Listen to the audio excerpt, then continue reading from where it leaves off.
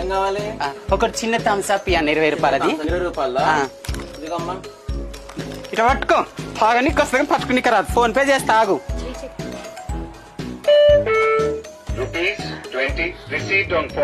కాదు రోజు దీంట్లో ఎంత పడతాయి అన్న?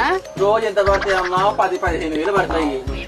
10-15 వేలు అంటే విలంగ దొంగతనం చేద్దాం మాకు మాటల్లో పెట్టి. గదేంటిది? ఏదమ్మా ఇదా? ఓమా ఓమా ఓమా పడేది అన్న పడేదమ్మా. నేను పడేది నాకు పడుతుంది.